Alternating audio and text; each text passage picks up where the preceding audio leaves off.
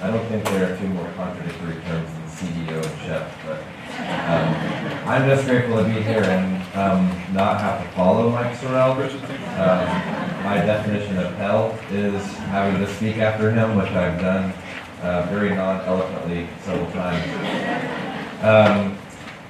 I am a chef by trade. I've been cooking for 20-ish years now. I went to culinary school at the suggestion of my father after I told him I was going to get a degree in English literature.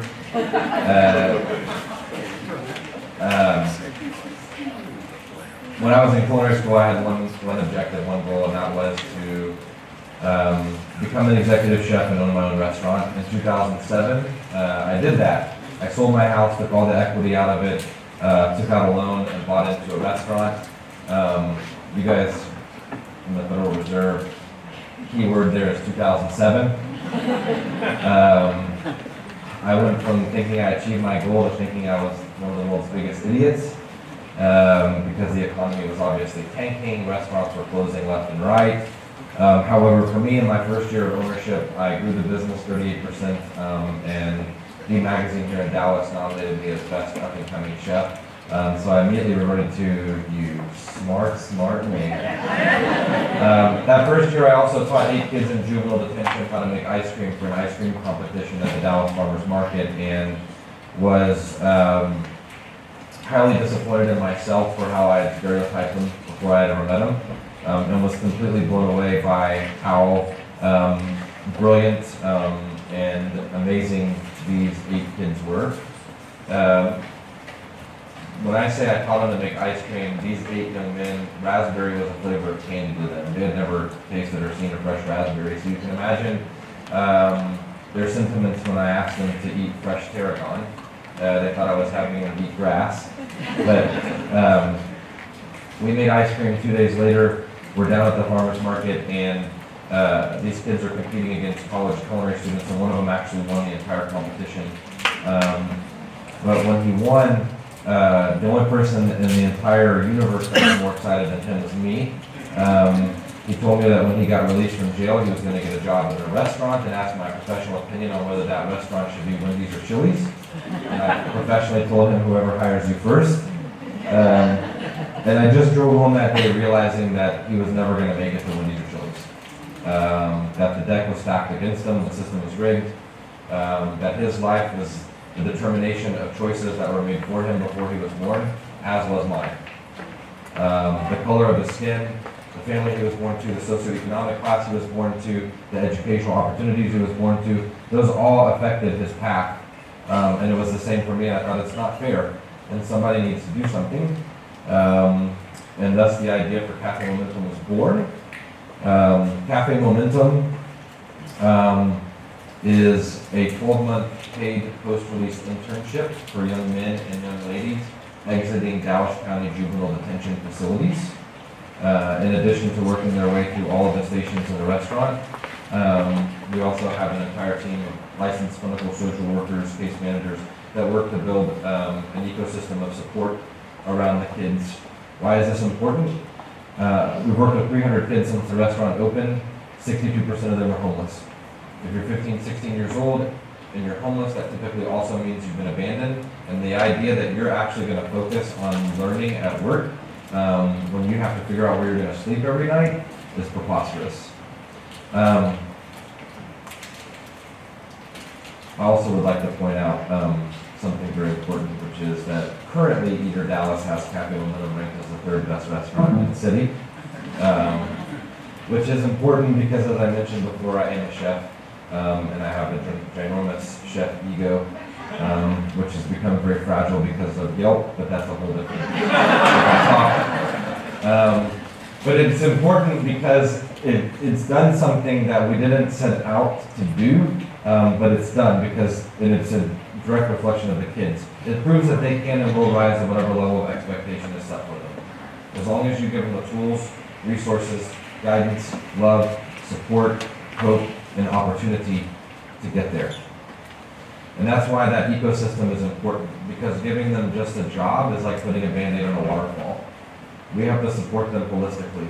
So our kids, when we're going through our program, we're addressing urgent issues like housing, healthcare. We have a partnership with Parkland Hospital here in Dallas so that all of our kids not only have access to free medical care, they have access to an actual primary care physician. We're getting them back in school, which is big.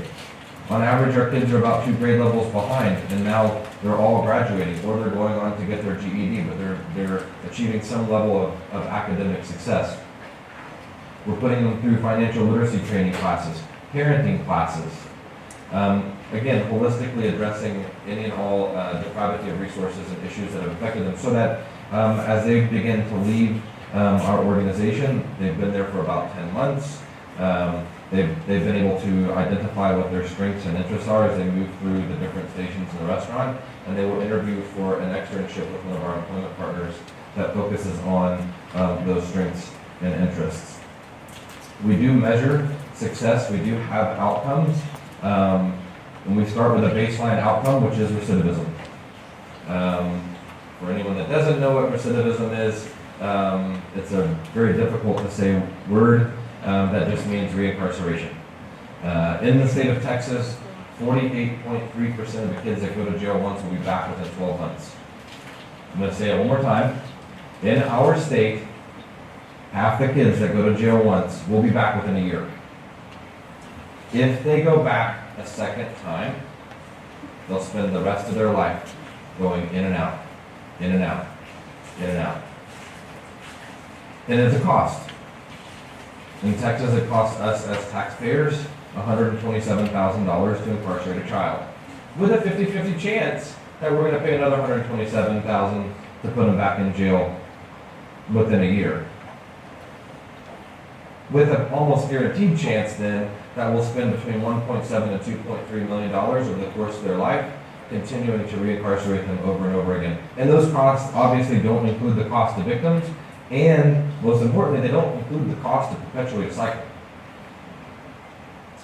We did 3.5 years of pop-up dinners, monthly pop-up dinners to raise money and raise awareness, ramping up to the restaurant opening, worked with 172 kids, exclusively male. We've worked with 300 since the restaurant opened, not exclusively male. We're working with young ladies now. But of all the young men that we've worked with, 98% of them don't know, their dad is either dead or in prison. It's a cycle that continues to perpetuate itself. And so, for us, we track recidivism, and of those 500 kids, including the pop-up dinners that we work with, our recidivism rate is 15.2%. So at a baseline, as a nonprofit restaurant, which, news alert, all restaurants are nonprofit, I'm just honest. We have, let me put it a different way. Mike Rawlings owes me $19.8 million because that's how much money we save taxpayers. Still hasn't paid me. Won't return my phone calls. But that's a baseline for us, because our mission statement at Cafe Moonum says our goal is to help these kids achieve their full potential. And full potential and staying out of jail are light years apart. So I want to tell you a story really quick about one of our graduates. And then I swear I'm going to be quiet because I know I have 4 minutes, but I like this subject, so I can talk about it. One of our graduates, actually our very first graduating class, is a young man named Abasai, and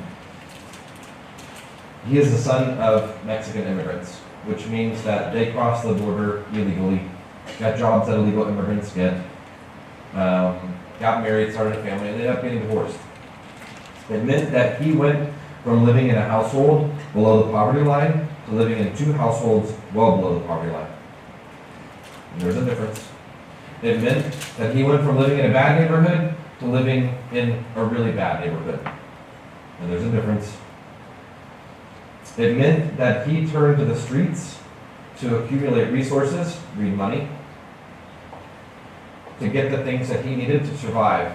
And I'm talking shoes for school, I'm talking school supplies for his little brother, I'm talking food for the 2 of them, because he didn't want to go to his mom and ask her for things that she would complain his dad should provide. He didn't want to go to his dad and ask him for things that he would complain his mom should provide. And it got him in trouble. And he went to jail. He went through our program, as I mentioned, part of our first graduating class. Upon graduating from Cafe Momentum, he was working at the Hilton Anatole Hotel, one of our employment partners. At 17 years old, within 3 months of being employed there, he was promoted from busboy to barback. He's now a waiter, or barback to busboy, and he's now a waiter. And at 17 years old, he was making between $700 and $1,000 a week, which is, by the way, far different than what I was doing at 17 years old, but, you know, $50 a week working at a record store and spending $45 on records and $5 on gas. It's a pretty good career path as well.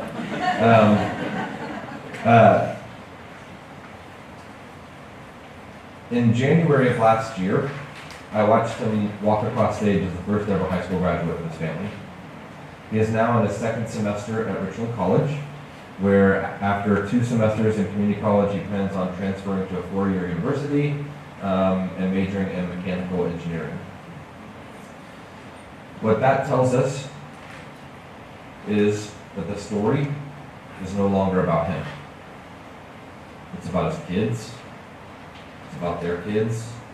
And that excites us as an organization so much because it completely changes the narrative and it completely changes the focus. It changes the focus of how much money do we save taxpayers to how much potential did we create. And we put a number to it.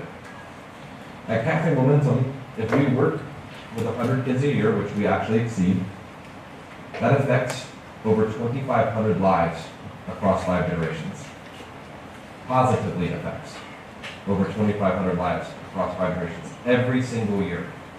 And if you want to put that into economic terms, when you factor that baseline of money that you save by keeping the kids out of jail initially, but then factor in the economics of them actually working their way out of poverty and future generations working their way out of poverty and continuing to contribute to their own communities, the impact is over $389 million across 5 generations. I would also like to point out that that's 389 more Cafe Momentum restaurants, but again, nobody's writing that check. But that's our story.